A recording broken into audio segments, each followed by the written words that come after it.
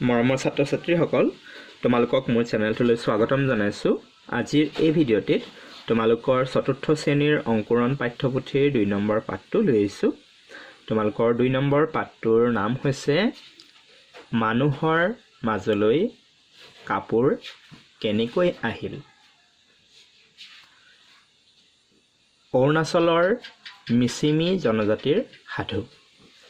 এই পাঠটোত তোমালোকৰ এটি সাধু দিয়া হৈছে আৰু এই সাধুটো হৈছে আমাৰ অৰুণাচল প্ৰদেশৰ মিচিমি জনজাতিৰ সাধু। এই সাধুটোৰ জৰিয়তে আমি আমাৰ মানুহৰ মাজলৈ কাপোৰ কেনেকৈ আহিল তাৰ বিষয়ে আমি সাধুটোৰ জৰিয়তে জানিম হওক। বলা এতিয়া আমি পাঠটো আৰম্ভ কৰোঁ। অৰুণাচল প্ৰদেশত কামলাং নামেৰে এখন নৈ আছে। কোৱানচা নামৰ ডেকা এজন প্ৰায়ে তালৈ মাছ মাৰিবলৈ যায়। কোৱানচা ঘাট মাউৰা। তেওঁ ওৰে দিনটো পথাৰত কাম কৰিলেহে দুবেলা দুমুঠি খাবলৈ পায়, নহ'লে তেওঁৰ পেটত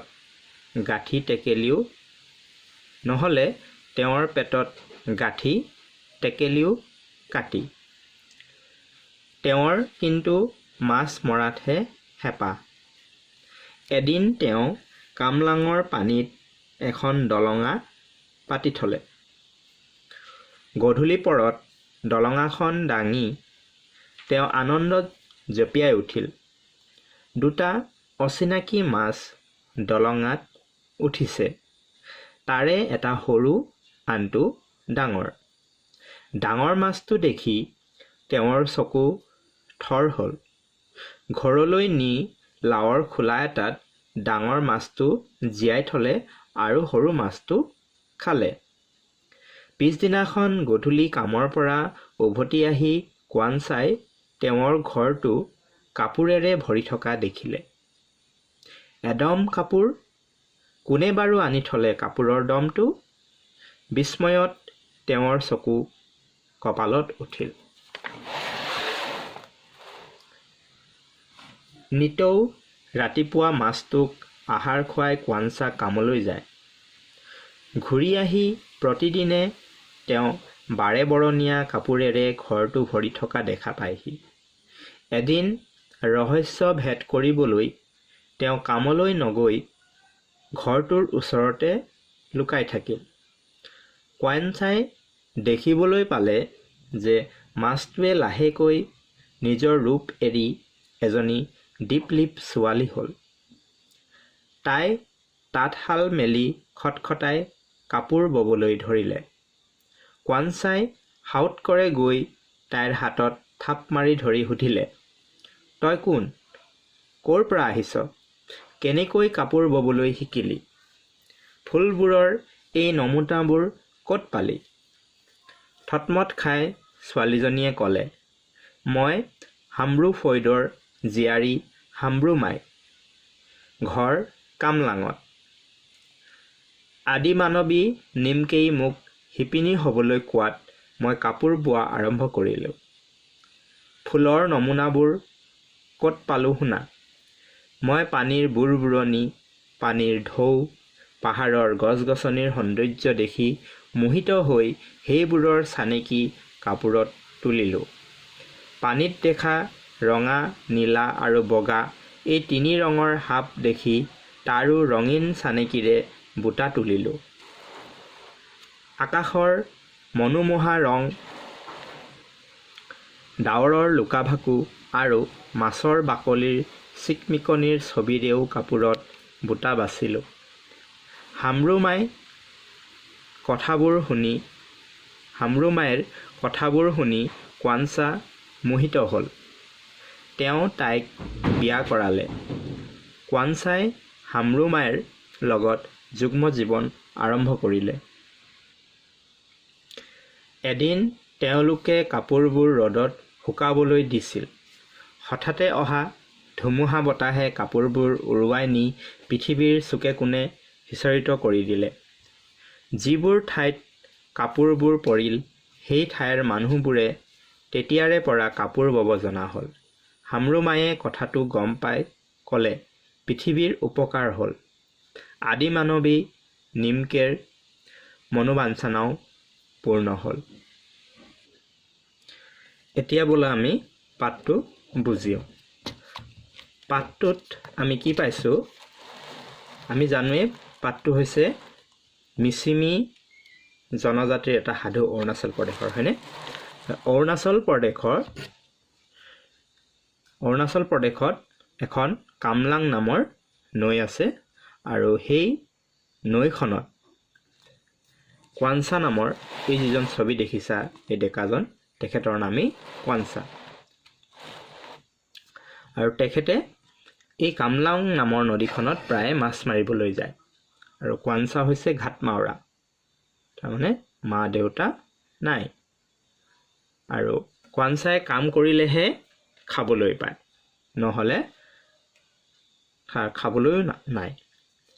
কিন্তু কোৱানচাৰ মাছ মৰাতহে হেঁপাহ, মাছ মাৰি ভাল পায়।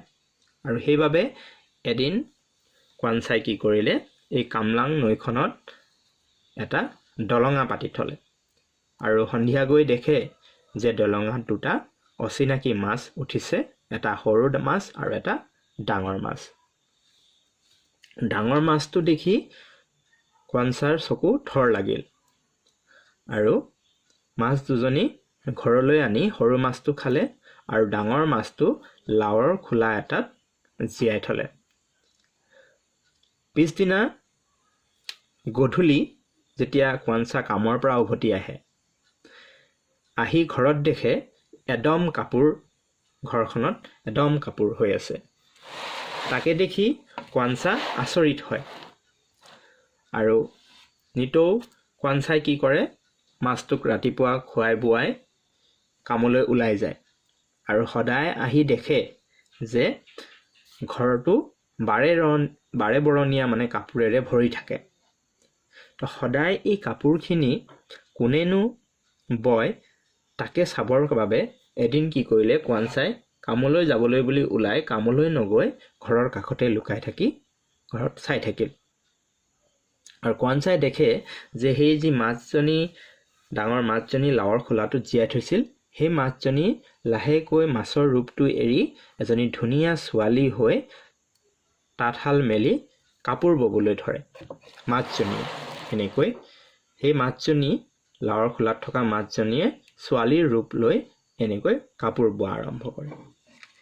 তাকে দেখি কোৱানচা দৌৰি আহি কি কৰে, ছোৱালীজনীৰ হাতত থাপ মাৰি ধৰে আৰু সোধে যে তুমি কোন, ক'ৰ পৰা আহিছা, কাপোৰ ববলৈ কেনেকৈ শিকিলা, বা এই কাপোৰত যে ইমান ধুনীয়া ধুনীয়া ফুল বাচিছা, এই নমুনাবোৰ ক'ত পালা, এইবোৰ কথা কোৱানচাই সোধে। তেতিয়া ছোৱালীজনীয়ে থতমত খাই নিজৰ পৰিচয় দিয়ে।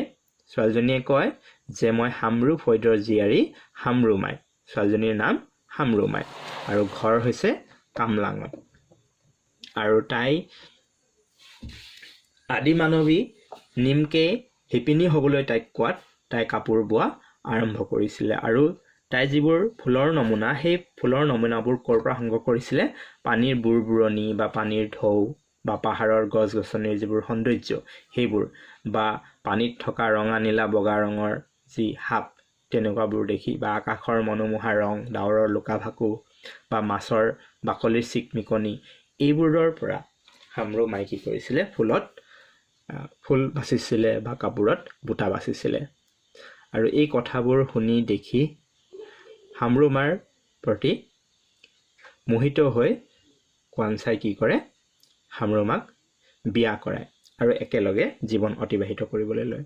আৰু এদিন কি হয় জানানে, সেই কাপোৰবোৰ মেলি দিয়ে বাহিৰত, আৰু মেলি থওঁতে বতাহ ধুমুহা আহি সেই কাপোৰবোৰ উৰুৱাই লৈ পৃথিৱীৰ চুকে কোণে সেই কাপোৰখিনি পৰেগৈ। আৰু তেতিয়াৰে পৰা পৃথিৱীৰ অন্যান্য চুকে কোণে থকা মানুহবোৰে কাপোৰ ববলৈ শিকে। এনেকৈয়ে আমাৰ মানুহৰ মাজলৈ কাপোৰ আহিল। আমি এই সাধুটোৰ জৰিয়তে তাকে বুজিলোঁ। এতিয়া আমি ইয়াত এটা প্ৰবচন পাইছোঁ যে পেটত গাঁঠি টেকেলিও কাটি।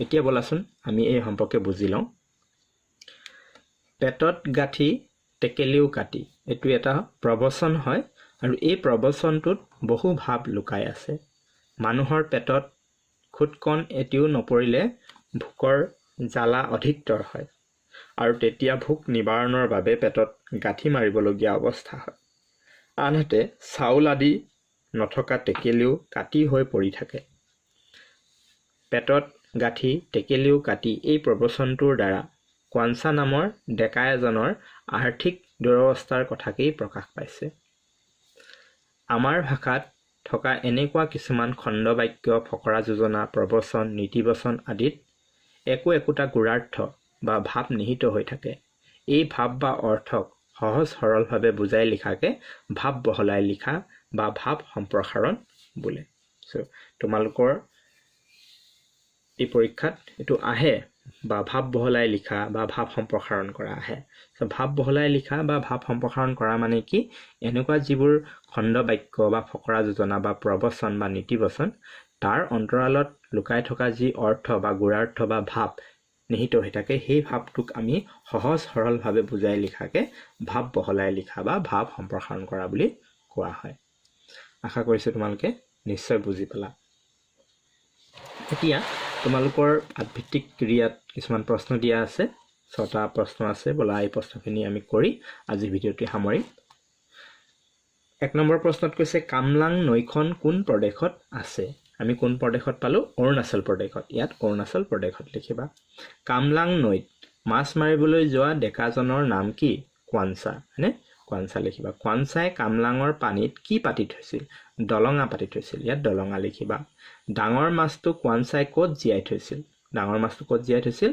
লাওৰ খোলা এটাত লিখিবা ইয়াত কোৱাঞ্চাই তেওঁৰ ঘৰটো কিহেৰে ভৰি থকা দেখিছিল কাপোৰৰ দমেৰে হয়নে তাঁতশালখন মেলি খটখটাই কোনে কাপোৰ বৈছিল এই মাছজনীয়ে বৈছিল হয়নে মাছজনীয়ে ছোৱালীৰ ৰূপ লৈ বৈছিল তাৰমানে তাইৰ নাম আছিল হামৰুমাই হামৰুমাই বৈছিল এনেকৈ লিখিব পাৰা তোমালোকে তাৰপিছত কোনে কাক কৈছিল লিখা বুলি দিয়া আছে তই কোন ক'ৰ পৰা আহিছ কেনেকৈ কাপোৰ ববলৈ শিকিলি ফুলবোৰৰ এই নমুনাবোৰ ক'ত পালি এই কথাষাৰ কোনে কাক কৈছিল এই কথাষাৰ কোৱাঞ্চাই হামৰুমাক কৈছিল নহয়নে আৰু নেক্সট 6 নম্বৰ পৃথিৱীৰ উপকাৰ হ'ল আদি মানৱী নিমকেৰ মনোবাঞ্ছাও পূৰণ হ'ল এই কথাষাৰ কোনে কাক কৈছিল এই কথাষাৰ হামৰুমায়ে নিজকে কৈছিল হয়নে বা কোৱাঞ্চাক কৈছিল মৰমৰ ছাত্ৰ ছাত্ৰীসকল আজি ভিডিঅ'টো ইমানেই আছিল ভিডিঅ'টো যদি ভাল লাগিল ভিডিঅ'টো চাই কিবা উপকৃত যদি হ'লো বুলি ভাবিলা তেন্তে লাইক এটা কৰিবা শ্বেয়াৰ কৰিবা তোমালোকৰ বন্ধু বান্ধৱীৰ মাজত আৰু মোৰ চেনেলটো যদি প্ৰথম আহিছা তেন্তে চেনেলটো ছাবস্ক্ৰাইব কৰি থবা যাতে এনেকুৱা ধৰণৰ ভিডিঅ'ৰ নটিফিকেশ্যনবোৰ পাই থাকে ভিডিঅ'টো চোৱাৰ বাবে ধন্যবাদ